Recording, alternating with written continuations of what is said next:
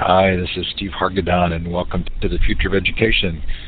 It is Tuesday, February 15th, at least it is in the United States, 2011, and we're delighted you've joined us, and we have David Perkins with us tonight to talk about making learning whole. David, thanks so much for being a guest tonight. Well, I really appreciate the invitation, and I'm looking forward to it. So am I. The Future of Education is supported by my employer, Illuminate. The project I work on is called Learn Central. It's a free social network for educators that has Illuminate baked in. Everything is free there. We hope you'll come and take advantage of it. Coming up on the Future of Education series Thursday night, 2 nights from now, Kevin Kelly talks about his book, What Technology Wants. Next week we have John C. Brown on again to talk about his new book, The New Culture of Learning. You can see the list. There are some new additions. I've got Kevin Kelly in there twice, my apologies. On April 26th, Hugh McGuire from LibreVox is going to come on. That is new. And May 24th, Steve Denning on Radical Management. That is new as well. But lots of fun guests, and if you see something there, we hope you'll join us for one of those. If you've missed a futureofeducation.com show, they are all recorded. The recordings are up on the website. Just click through the previous shows. They're both in full Illuminate version and MP3 form. And there's a podcast stream if you'd like to subscribe to it. We have some really fun events coming up. Q is in March and ISTE is in June. At both of these conferences, they give me an enormous amount of latitude to hold kind of crowdsourced activities. Both events have an EduBloggerCon. Q being the half day before and ISTE being the full Saturday before. These are both really fun events. The all day in Philadelphia will be again a large group of people. It's always a blast. Both conferences also have a Bloggers Cafe and an Unplugged series where anybody can sign up to present, and those presentations are streamed out through Illuminate. So if you're coming to either of those conferences, hope you'll look those websites up. If this is your first time in Illuminate, it is a participative environment. The first thing I'm going to recommend that you do is to go up to View Layout and switch to the Wide Layout. It'll make it a lot easier to see the chat. Now tonight I'm in a hotel room on a netbook on a Verizon broadband connection. And so if there's somebody in the chat who wants to capture questions, if I miss them, I would love that support and help. I'll do the best that I can, but if for some reason I miss one and you've noticed that it was there, please let me know. There are a variety of ways that you can indicate your interest or approval in something that's being said. There are emoticons at the bottom of the participant window. There's also a hand with a large green arrow. That's to raise your hand and actually ask a question. With the microphone, you're also welcome to put questions in the chat. Now we're going to give you your first chance to participate by letting us know where you're coming in from. So look for the wand with the red star at the end. Click on that. It's to the left of the map. Click on that and then click on the map. So we see New Zealand, Mexico, Canada, United States, China. Feel free to shout out in the chat as well. It's often fun to know the time and the temperature. And I can't tell where you are in Europe there, but those look like they're Italy, maybe?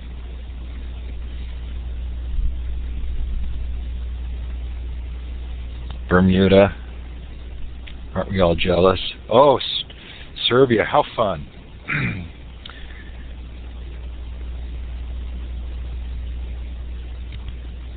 Anyway, wherever you're participating from, we're sure glad to have you here tonight. And if you're listening to the recording, thanks so much for joining us for that. So David, the first thing I have to say about the book is that any book with a quote from Gary Steger on the back, I'm going to read. Okay, thank you. How well do you know Gary? Not very well, really. Okay, that's very funny, because Gary has a reputation for being contentious. I actually was with him today. I think he has one of the clearest voices in the educational world, but he often ruffles feathers. But I did really appreciate actually seeing the quote on the back of the book, and as well as the quote from Linda Darling Hammond, who's been on the show, and felt that the praise was well deserved. I just loved the book. Thank you. It was fun to write. I can imagine. would you tell us a little bit about your own background and maybe sort of what's brought you to this book? Well, my own background is kind of weird. Way back, I was a mathematics major at the Massachusetts Institute of Technology, and in fact my degrees are in mathematics. But I slid over into education and got excited about the way people think and the way they learn and the way they learn for understanding. And so over the years I've thought about that and written about it and done some research, and I suppose making learning whole is a kind of a testament to where I've come to. Well, you've written some other books. Well, one that I bought that I haven't, I thought I was going to have more time, but I didn't. It's King Arthur's Round Table. Right. What's the core story of that book? The core story of that book actually concerns organizations, including schools. And basically it says we can think of organizations, groups, teams, corporations, government agencies, whatever. We can think of them as intelligent or not so intelligent. And we can say a lot about what makes an organization smart or not so smart. So there's a bunch of ideas in there from research and experience about what makes an organization smart and how to help it get that way. That's the big idea. And the round table metaphor, of course, comes from the King Arthur stories, where King Arthur, instead of just telling everybody what to do, created this round table where all the knights could engage with one another and figure things out. Well, I read enough of it to remember that we're not quite sure exactly how much of that is myth and how much of it is reality. Yeah, it's probably mostly myth. Well, I was struck by the theme of conversation and the degree to which a lot of the new social media do really facilitate conversation. And I know in Making Learning Whole, you kind of point out the degree to which these ideas are not dependent on technology. But have you noticed that same capability that social media has to involve more people in conversation? Oh yes, absolutely. I use it a lot myself, and in fact another project of mine and other colleagues called Wide World really leverages the web for educator learning, teachers and school leaders. And we use small group conversations mediated on the web, and are serving several thousand educators per year. So I actually think that the emergence of really strong contemporary communications technologies is very exciting for education and very exciting for society in general. Yes, all of us who've been glued to our televisions for the last 3 weeks would probably agree. So yeah, really, that's pretty exciting. It's amazing. I think what's really interesting to me about the Egypt story and the rest of the sort of democratization movement in the Arab world is how much more there will be to have to do, and how deeply that conversation about governance is going to have to be, how deep that's going to have to be. And looking at, say, Eastern Europe and recognizing that this is just the first step in a much larger story that should be intriguing to all of us. It should be, and of course people are saying, and rightly I think, looking back at other events in recent history, it's very hard to say right now just what's going to happen. Things could shoot off in all sorts of directions, some of them which would be very healthy and visionary, some of them not so much. So it's an exciting time to track how things unfold. Well, I agree. Okay, so the basic idea of Making Learning Whole is that, and I'm quoting from you, maybe learning most things should be more like learning how to play baseball. So this is the metaphor for learning, or learning by wholes. And the contrast is with schoolish learning. So you couch this as a story or a narrative. The competing narratives, at least sort of nationally in the U.S., seem to be that education is broken and it gets fixed in a certain way. Do you want to talk a little bit about how your story plays out? Well, the inspiration, I suppose, for the book comes from early learning experiences, like learning how to play baseball, where you basically engage in some version of the whole activity. And it's not just baseball. We all have experiences in different sports. We have experiences in the arts. This is very commonplace in the arts. You know, you don't begin drawing with exercises. You begin drawing by doing whole drawings of some sort. Maybe they're kind of primitive, maybe they're not very accurate, or they don't include a lot of detail, they don't include good proportions, but it's a whole enterprise. Here's my mom at the kitchen table. It's something like that. Here are me and my friends in the backyard. Maybe it's a picture of them playing baseball.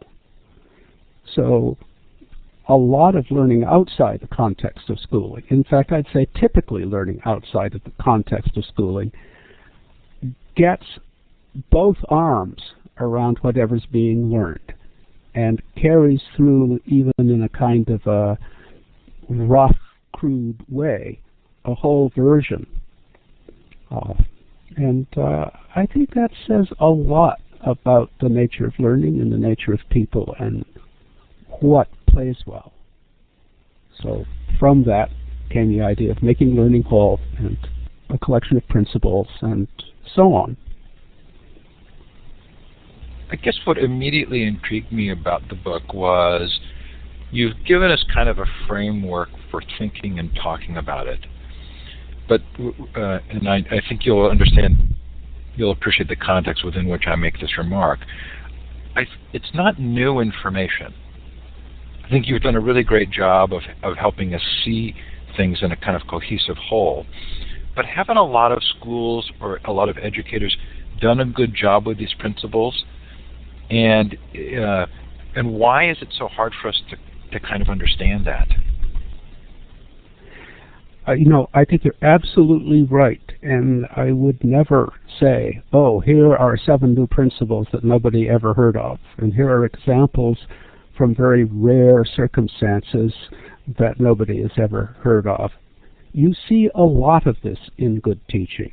You see, let's say, teachers of history saying, you know, our job here is not so much to learn the facts, but to learn how to think historically, to learn how to look at complex events and make sense of them and make connections to contemporary events.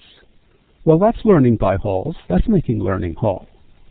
Or you see math teachers now and again saying, let's do a little bit of project-based learning. Let's take a complex problem and use the math we know and see if we can make some sense out of it. Maybe it has to do with traffic flows in our community or something like that. Or maybe it has to do with our energy supplies in our community. Many teachers do a lot of that, and that is making learning whole. So I'm very interested in kind of why that ends up not being the larger compelling story for us in education. Again, I think I loved the book and I love the way you kind of cohesively bring it together. But it feels as though nationally the story is sort of a more simplified kind of we'll create a perfect system at the top and we'll push it down. And it seems to me that learning by wholes is much more dynamic and accepts sort of the sense of imperfection and working on it. Do you have some idea of why that's so hard for us to see at a higher level? Well, I have some notions about it. The story goes something like this. Learning many things is hard. It's complicated. Learning baseball is hard. It's a complicated game, and it's a challenging game from a skills standpoint. And a lot of school content is hard. So as educators, we always face the problem of learning something complicated. So how do we help our students who may be 5 years old or 8 years old or 12 years old, how do we help them learn in the face of complexity? Well, the trap here is that there are a couple of nice answers that are a little too easy. They're very tempting, but they're a little too easy. One answer is, let's break whatever it is into elements, and let's teach all the elements and practice them up, and then later on we'll put together the whole thing. Now that's kind of like saying, you want to learn how to play baseball?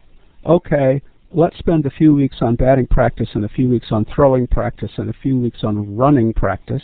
Now let's put them together, and a month later or 2 months later or 3 months later, finally we'll play a game of baseball. Nobody would think that made sense for baseball. Nobody would think it made sense for learning to draw or paint. But a lot of school learning is organized just that way.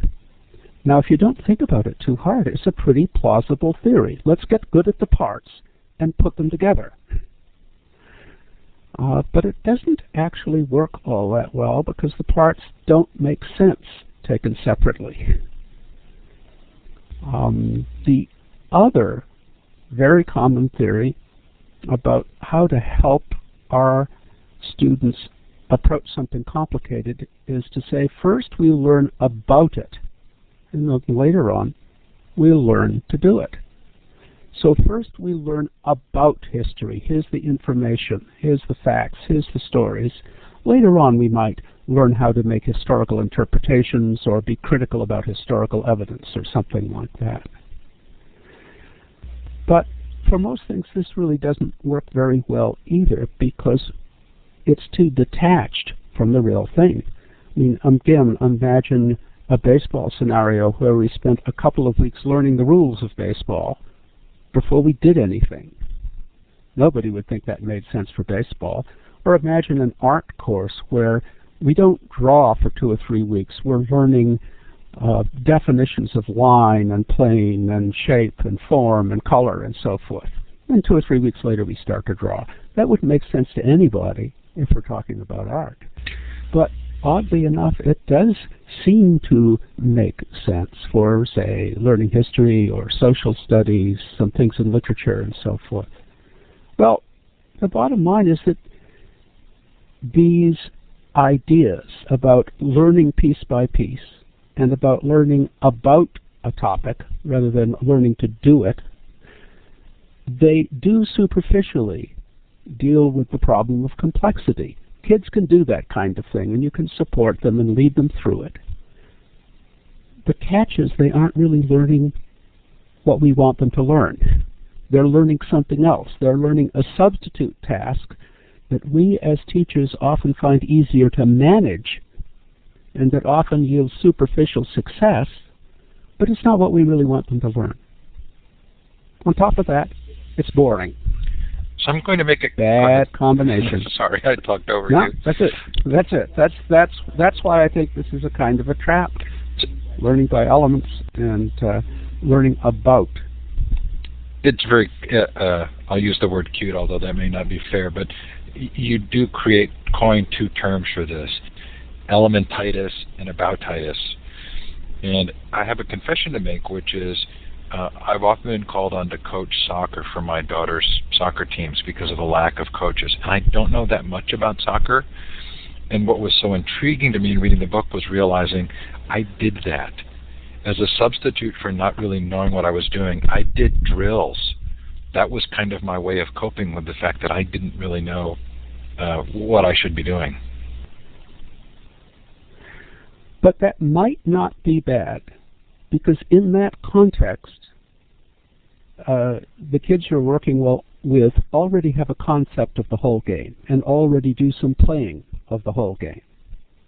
You know, there's not a thing wrong with drill and practice if it's positioned so that it's meaningful.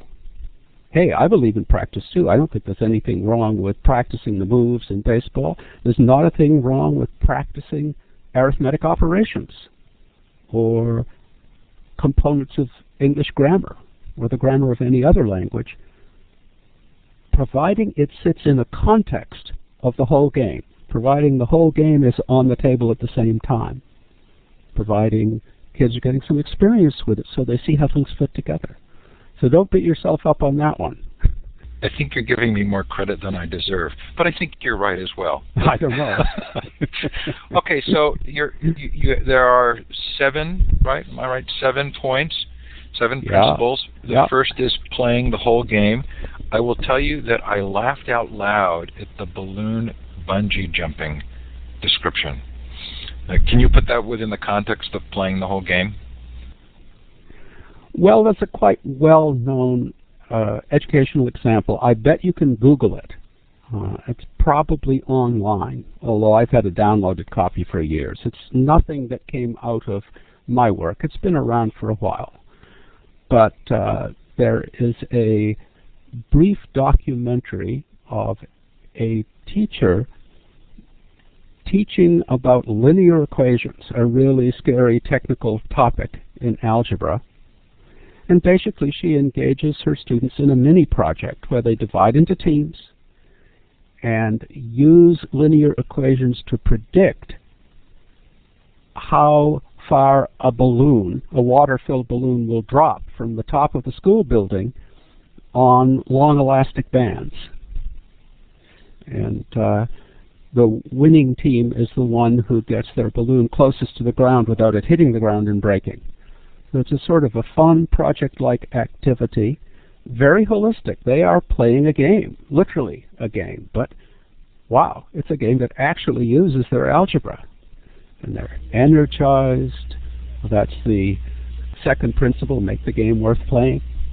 And there's a focus on the particularly hard parts of the algebra that come up naturally in the context of doing this. You asked earlier, Steve, don't a lot of teachers do this? Well, yeah, she was, for example. Teachers do this kind of thing all the time. So I often use that example, and I say it has nothing to do with me, but here's an example of what a teacher did in this spirit. The piece that I loved about it... people love it. Yeah, well, I loved it, and the piece I loved the most about it was the students who would position themselves down on the ground, lying down, to see if the calculations were correct, right? And if the balloon came down and soaked them, then they knew their calculations were off. Absolutely. Absolutely. Okay, so you talked about junior versions of games, right? And I thought that was a particularly sort of powerful way of really making sure that this worked. Right. We talked before about helping kids with complexity, with complex stuff like, say, fractions arithmetic. Well, it's all well and good for me to gripe about teaching by elements and about teaching about as kind of substitutes as not very good ways, really, to help kids learn in the face of complexity. But anybody might say, okay, Perkins, what else can we do? Well, it's a beautiful thing that there is a kind of an answer, and that is that you want to engage people in junior versions of the activity, not the full-fledged whole game, but a junior version of the whole game. Like when, as a kid, I started to play baseball. You know, I certainly didn't play 9-inning games. We almost never had a full team. Sometimes we didn't bother to keep score. But what we were doing had the recognizable shape of baseball. Same thing with when kids start to draw. You know, they're not Rembrandt. But what they're doing is recognizably a whole enterprise of drawing something. Well, you can say the same thing about learning in math, learning in history, learning in literature, and so forth, if you organize it the right way. There's always a junior version. And the trick is to find an accessible junior version so kids can get their arms around the whole experience and see how things fit together.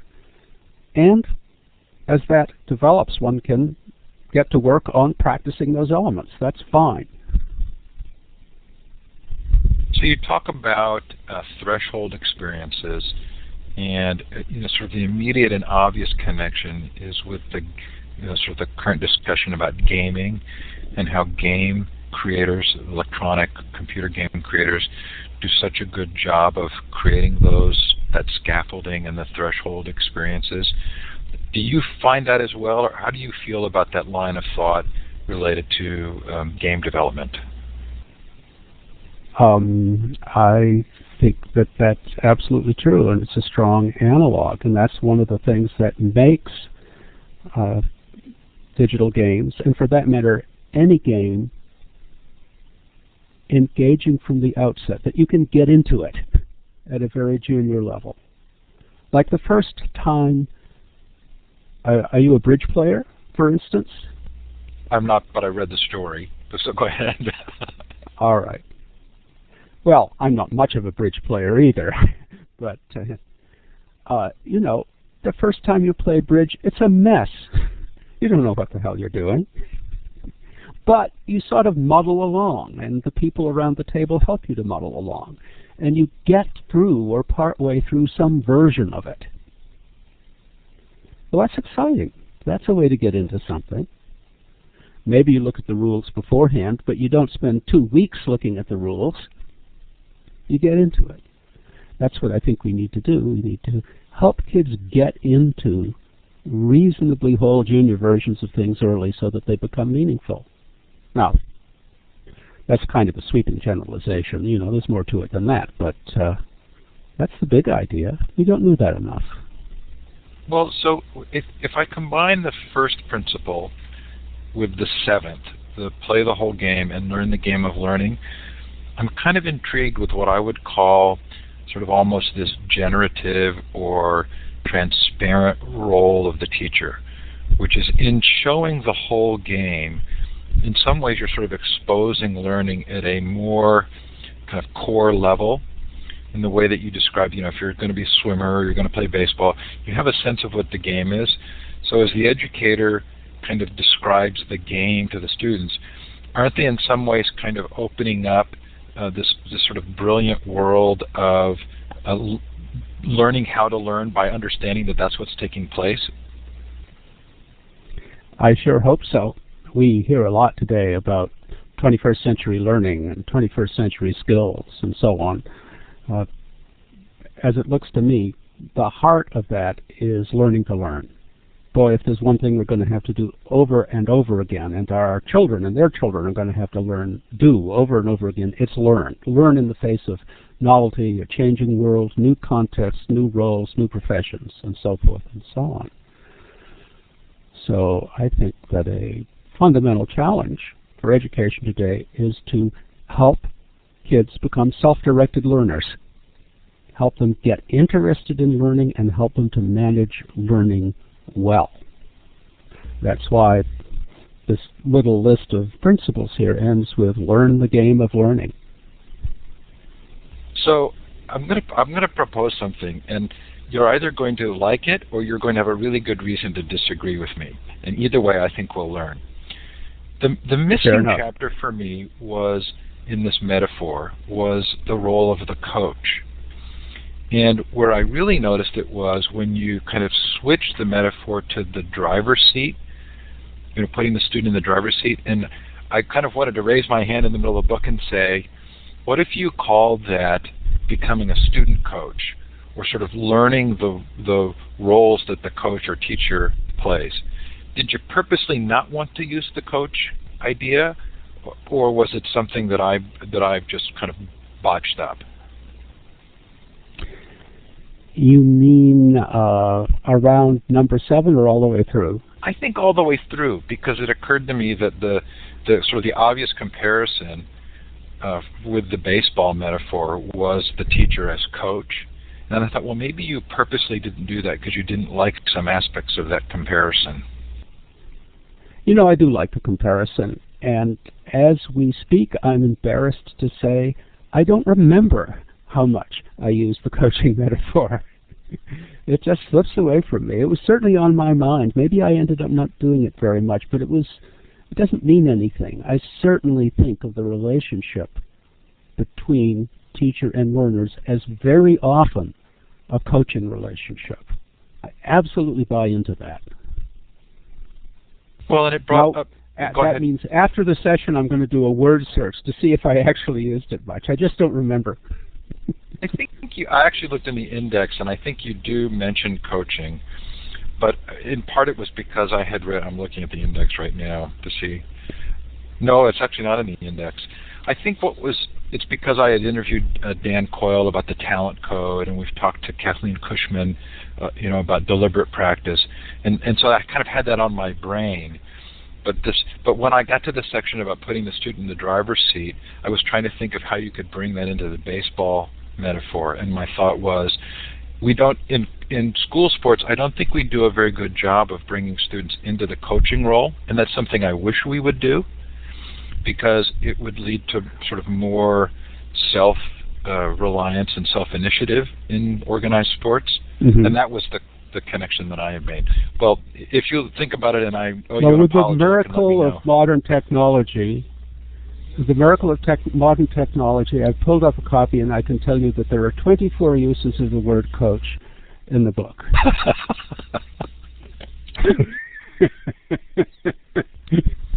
Well, okay, so let's talk about some of the other. We're obviously not going to have time to get through all 7, but there were definitely some other principles that really, struck me. You talk about making the game worth playing, and I was reminded with my own children of how, I have a daughter who just loves the standard kind of drills. She's very much wants to know exactly what the problem set is due, and she works on it because she can accomplish that, and she feels very confident. Have we depended too much on those kinds of students, and has that resulted in our creating activities that satisfy that certain kind of student but leave others way behind because there isn't the larger game that's worth playing? I think so. Not that isn't great. I think it's great for people who can tune into that they do well at it. But it's a kind of a special affinity. I mean, I was probably one of those students too. I was good at those little tasks. I could get into them, and feel good about doing well. But it's a certain turn of mind that can be happy just with that. Whereas if you take a big picture approach to learning math or learning history or whatever, it's a lot easier for a wider range of learners to get really engaged, I think. Another section is learning from the team. And I thought this was really interesting. And there's a reference in the chat right now to Sugata Mitra, and I thought of that as well, the hole-in-the-wall experience. But I think that you make a pretty cogent argument in the book that this is more than just completely self-directed learning, that there's something very important that has to take place in creating these learning experiences.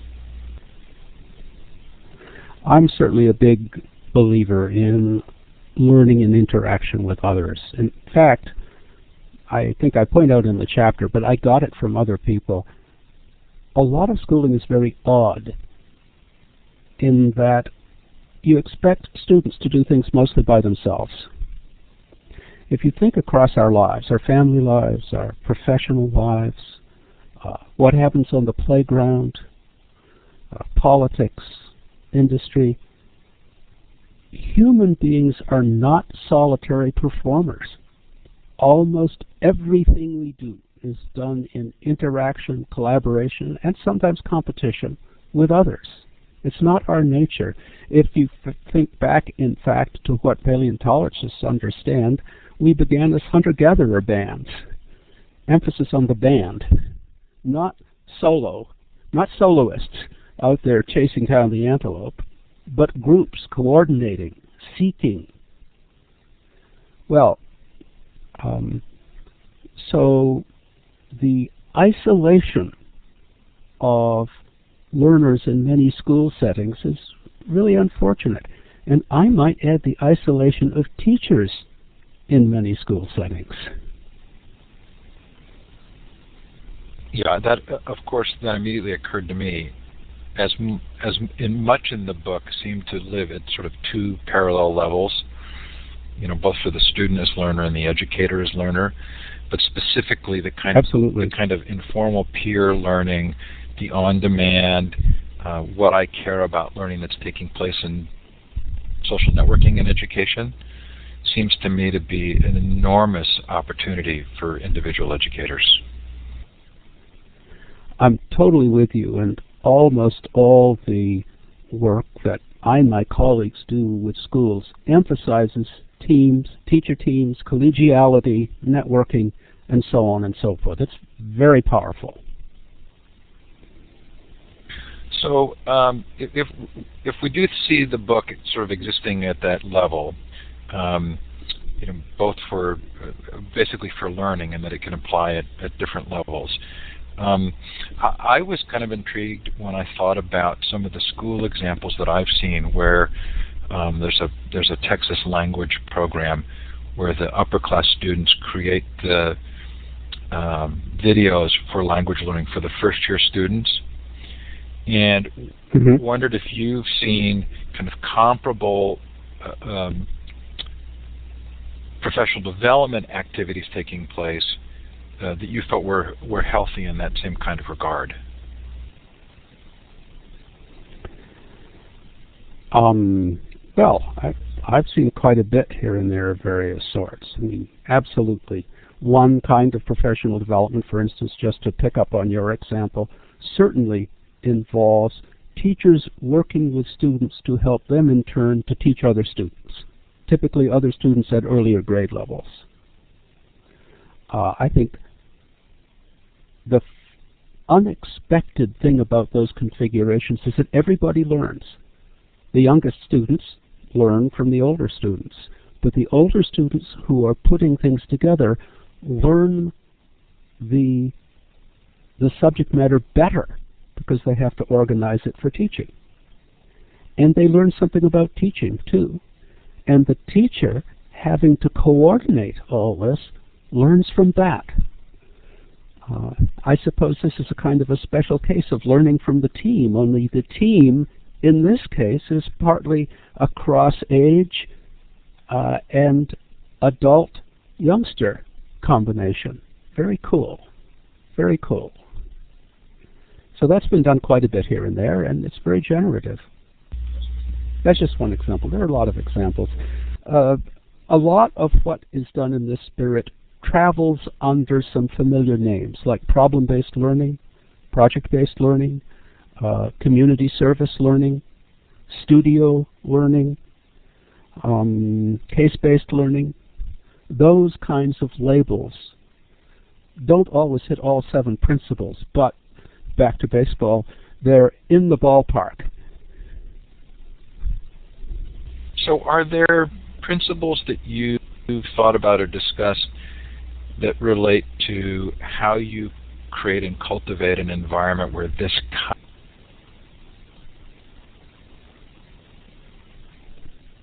kind of teaching and learning takes place? Meaning at an organizational level? At an organizational level. My colleagues and I have some processes that we typically use. Besides being at the Graduate School of Education for many, many years, I have been part of and helped to run a group called Project Zero here. And we do a lot of work with schools. So, for instance, a typical process is that when we start to work with a school around something, we start with small groups, and not very many small groups. We start with maybe 1 or 2 groups of about 7 teachers who are particularly interested. We get them going on some things. They meet with some regularity. They talk about their practice. They use structured conversational protocols so that the conversation doesn't ramble too much. But there's also a no secrets principle. Everybody in the school knows what's going on. There's some kind of an introduction. There's also an open door policy. Anybody in the school is welcome to walk into one of these meetings and just participate. One of the little group meetings. There's also a try it very small scale policy, kind of like a junior version. If a teacher just wants to try a little bit but not really join one of these groups, we help them try a little bit. So you start small, you start with what industry would call the early adopters. You support people, you build energy, you allow sort of peripheral, partial participation, and you grow outward from there. Something like that helps to create a culture of interest and commitment, and helps to avoid creating antagonistic groups. One thing that sometimes happens in processes of school change is that there's sort of a select group who signs up, and there are very sharp boundaries around that group. Here are the people who are doing it. All of the rest of the professionals in the school aren't doing it.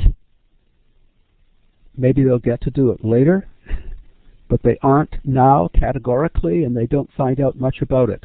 Well, this tends to create a social polarization in the school, and the same might be said for other organizations too. And that social polarization tends to defeat the initiative in a couple of years. The other mistake, in our view, is to try to get almost everybody to participate from the beginning, because then people feel coerced and they react negatively, and because it's very hard to get a large number of people up to speed at the same time. So, I don't know, you've sort of opened Pandora's box by asking that question. It's a complicated business, but those are some of the lessons of experience as I see them. In my own mind, I'm now trying to reframe the 7 principles as they would relate to helping those educators feel the same kind of sense of knowing the game and working on the hard parts, and all of the same principles, but just moved up a level. Absolutely. So let me run through them. Play the whole game. What does that mean for a teacher adopting a new practice? Actually try out a junior version of that whole game in your classroom. See how it goes, make it better, try it again. Make the game worth playing. Use this new practice, whatever it is, for something you think is important, for an area you particularly want to push in your craft. Principle 3, work on the hard parts. Okay, try it a couple of times, find out what's tricky, and then think about those particular components and find ways to improve them. Principle 4, play out of town. This means take the practice into areas that aren't so familiar after you've established a beachhead, so that you learn how the practice works, not just in the easiest starting points, but areas that are a little trickier. Principle 5, reveal the hidden game. Try to look underneath the practice. What are its basic principles? What does it take for granted? What might be challenged, and so forth. Principle 6, very important for teachers as for youngsters, learn from the team and the other teams. Ideally, all of this should take place in a collegial context, where teachers are in touch with one another, where they're meeting in small groups, for instance, where they help to debug one another's practice, where more than one teacher is trying the same practice, so they can exchange ideas about it. Sometimes they observe one another. And of course, number 7, learn the game of learning. As teachers are doing all this, they are learning something about their own learning as professionals, how to mobilize ideas, try them out, develop them, and eventually make them part of repertoire. So something like that would be a level up application of the 7 ideas. And in fact, these 7 ideas actually apply very well to other learning contexts altogether outside of school. Let's say corporate learning.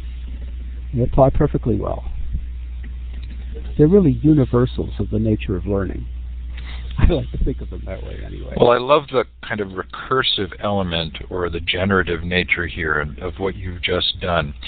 We're going to move to Q&A, but before we do so, I want to thank you for what I felt was like very thoughtful humility in the book. You talk about the fact that metaphors are like oriental rugs, that they can show complexity, but some things kind of get swept underneath them. And also that don't read the book too carefully, don't feel like you have to do everything here. I feel like those were both very thoughtful messages to the reader. So we're going... I hope so. I felt like they were. We're going to move to Q&A. If you have a question for David that you've asked in the chat, I'm sorry, I'm on limited computing power here, so I probably haven't seen it. But you're welcome to post it again in the chat, or you can use the hand with the green up arrow at the bottom of your participant window. You can click on that, raise your hand, and we'll give you the microphone. You published the book in 2009. Have there been any kind of larger thoughts that you would include if you were going to revise it at this point? I think the right answer to that is that I am developing more ideas about a particular theme in the book. Here and there it talks about understanding supplied scope, and it talks about choice of content and what are powerful learnings for the 21st century. Well, I'm in the process of writing another book about that, which you could take as finding its origins in making learning hall. And basically I'm very concerned that today youngsters in school be learning important, meaningful things for the lives they are likely to live. And I think a great deal of what we typically teach actually isn't very meaningful for the lives today's learners are likely to live. So I'm working on that. Wen Hao Chuang. I do see some questions. I do see one question. Here, so team teaching seems to be the trend. What are some of the challenges with team teaching in the context of K-12, though?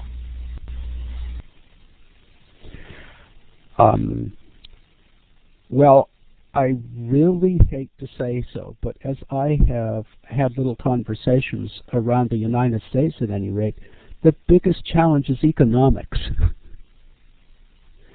Team teaching means more than one teacher typically handling the same class or spending a lot of time coordinating. And as we know, education is kind of strapped for money, and there are a lot of settings where the administration just does not want to pay for it.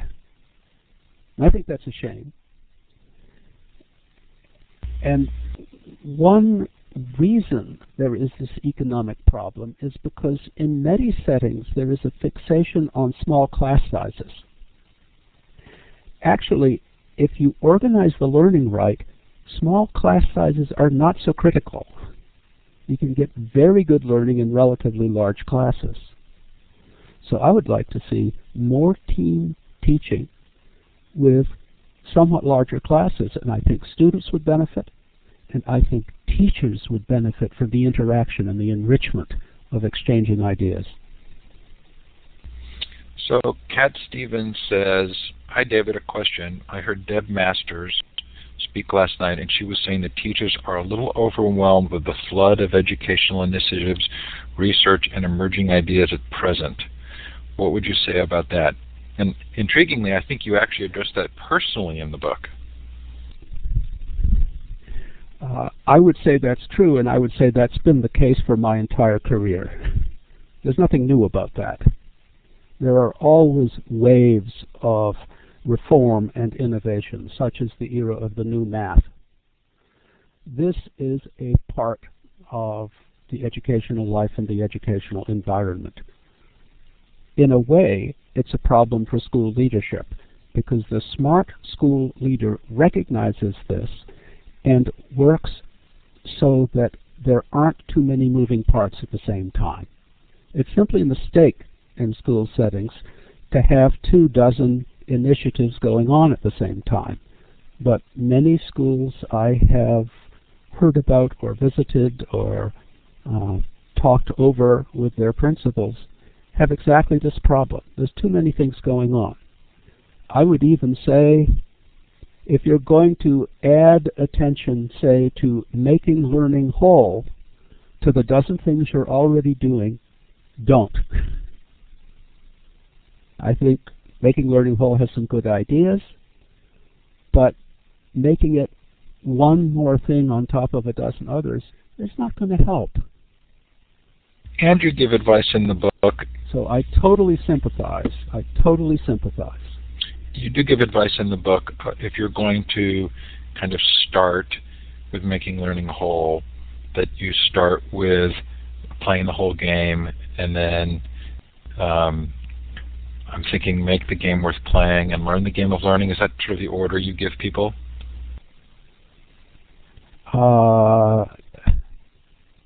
Certainly with 1 and 2. I don't remember what I said about 7, but to be honest. But the basic idea is, for making learning whole, just as for any topic, you really want to start with the junior version.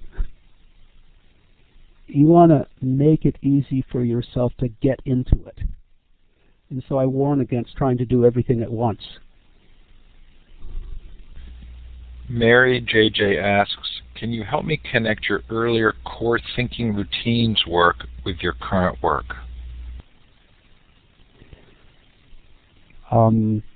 Thinking routines come out of another initiative we've developed that's called visible thinking.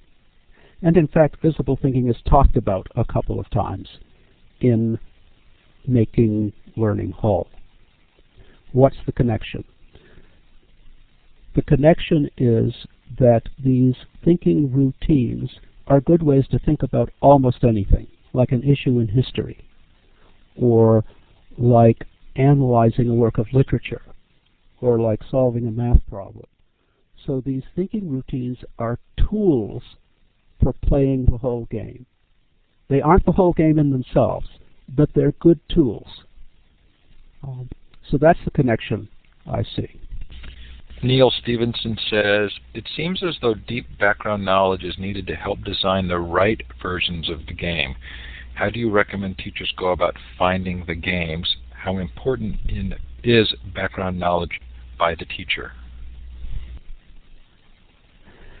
I do think it's pretty important, and research shows that pretty good background knowledge in the discipline in question varies drastically across the disciplines. So for instance, elementary school teachers are less likely to have a good sense of this for instance, math than they are for history or literature. Now it depends. There's a great deal of variation, of course. But that's the trend of the research. So what that means is that where you don't quite have the background knowledge, you maybe need to get some more of it. The good news, I think, is that your understanding of a discipline does not have to be terribly deep. Let me go back to baseball. Was my father, who taught me to play baseball, a champion baseball player? No, of course not. He was a hack. But he knew enough. He had enough of a feel. He had enough skills to teach me. You don't have to be a master. You just have to be ahead of the game. So I think that's very important.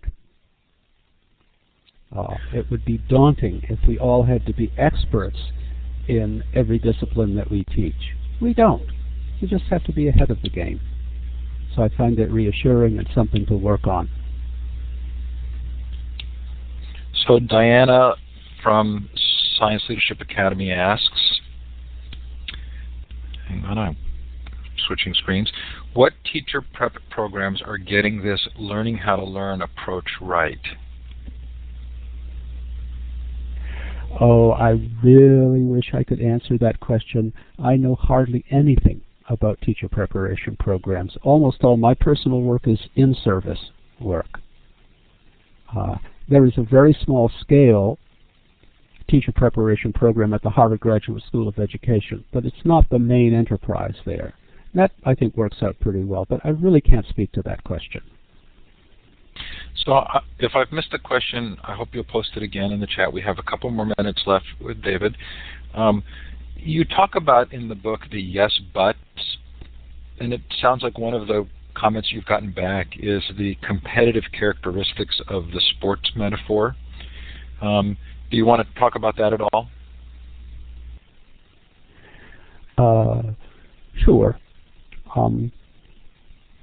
There's some reason, I think, to believe that a little bit of competition here and there in the learning process is or can be a good thing.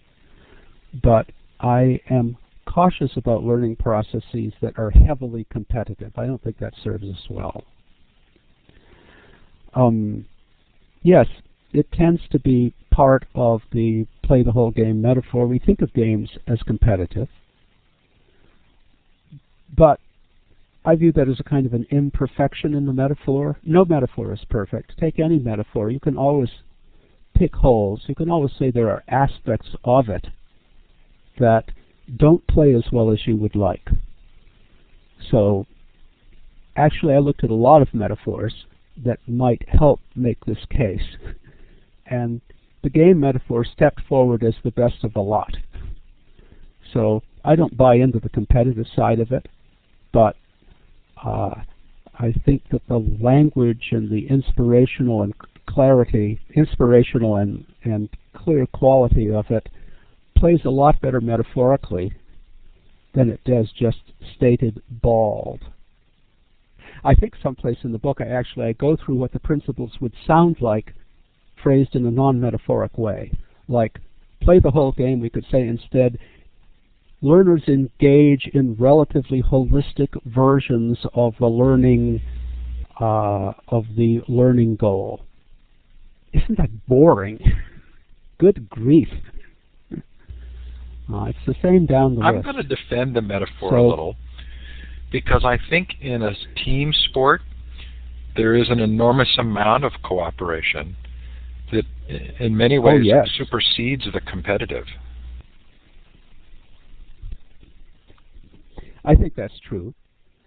And also, the game does not necessarily have to be a competitive game. There are non-competitive games. Crossword puzzles, for instance. Cliff climbing, for instance.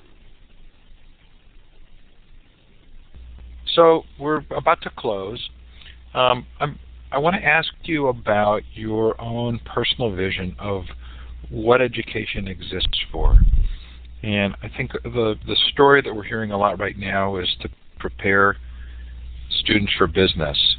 That in order for our economy to thrive, we need learners. Have we lost something in that story that is a little bit more core to learning that should come before the business, or is there do you have a nuanced description that you feel kind of encompasses what learning should be about? I certainly don't think it should be solely about preparing people for business. You know, this is a very almost cliche thing to say, but I think it should be preparing learners for life. Life is more than business. So a lot of times I think of the dimensions of our lives. I think of the personal dimension of our lives, human relations, families, friendships. I think of the civic dimension of our lives, participation in our communities, our local community, our nations, the world. And I think of the professional dimensions of our lives, the job we have, the career we build, the career we switch to. All of those are important fronts. So to me, some of the discourse about the business world is a kind of fixation. It's important, but it's too narrow. What about the personal life? What about the aesthetic life, one's involvement in art and music and so on? Not professional involvement, but just as a participant and somebody who enjoys. We need a more multidimensional conception of what learning is for. David, thank you so much for coming on. I really appreciate it. I'm clapping for you. That's the clapping hand at the bottom of the window. Thank you so much. We try and thanks to everybody for tuning in. Yes, that was wonderful. We tried to do a good... I see all the claps up and down the... Someone's raised their hand. I think you're trying to clap, but maybe you're asking a question. But we do try and keep these just to an hour so that our speakers know that they don't They haven't made an open-ended commitment that they can go. Thanks to Illuminate and Learn Central for supporting this fun effort. I've posted up on the whiteboard the upcoming interviews.